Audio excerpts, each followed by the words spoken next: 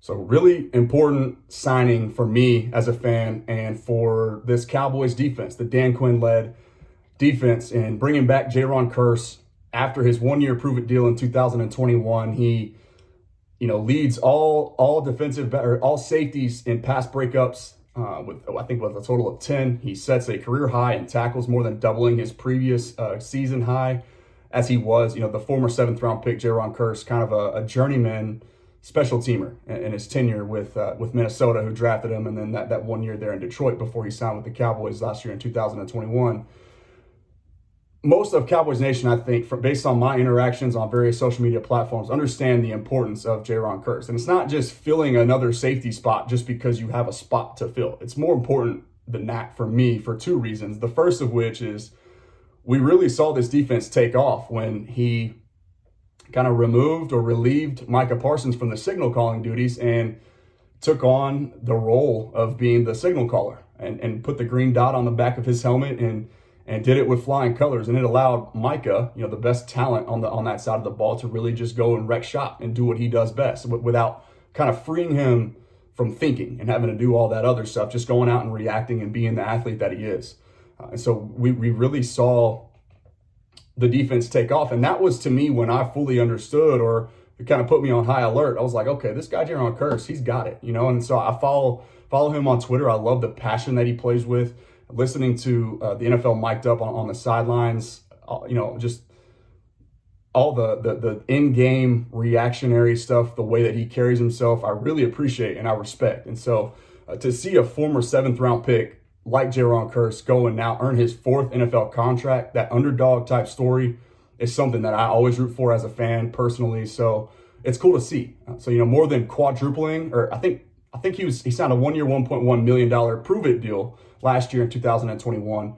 And so now he more than, triples or quadruples that number. So he's averaging roughly $5 million per season for the next 2 years. So really cool to see that. Maybe the Cowboys kind of making amends with some of the disgruntled fans who, kind of like myself included, were just very curious about the dealings and the way the Randy Gregory situation went down. There's lots of he said, she said with that, so we won't get into that today. But cutting Lyle Collins, I know, didn't upset quite a few people. That was kind of confusing. But with, the fractured relationship based on consecutive years of, for lack of a better term, just not being the most trustworthy guy, I think the Cowboys view it as more of an addition by subtraction type thing. And so creating $10 million of cap space post June 1, designating him to spread that cap hit over 2 seasons instead of one. In my head, I'm going, okay, Stephen Jones, well, if we're creating this cap space, what are we going to do with it? That's been my whole frustration. So to see Jayron Kearse be made official was music to my ears. And, I would like to see potentially the addition of Zadarius Smith, who did actually post something cryptic on Twitter a few minutes ago, actually, as he was visiting Minnesota today. It maybe makes me think he might be headed a different direction than Dallas. With the back injury he had last year, I tweeted that Britt Brown would have to provide the Cowboys front office with his, stamp of approval. Cowboys certainly aren't stranger to kind of taking a risk on oft-injured guys or whatever. But, in my head, initially, I thought, okay, well, if we're able to do that, if these rumors of Zadarius Smith to Dallas do come to fruition, then that would be another way to kind of make amends with the fan base as well, right? And get a guy who is younger, a lot of people might say more talented, and potentially cheaper if the back injury really is scaring teams off. So then Randy Gregory, right? So Bobby Wagner's still out there. I mentioned on Twitter as well.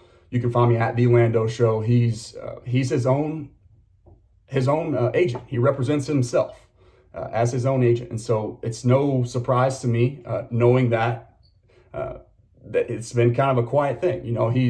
There's no media stirring narratives and teams or organizations, media or otherwise, trying to gain leverage. It's just Bobby Wagner behind the scenes evaluating what's best, what's the next best step for him moving forward.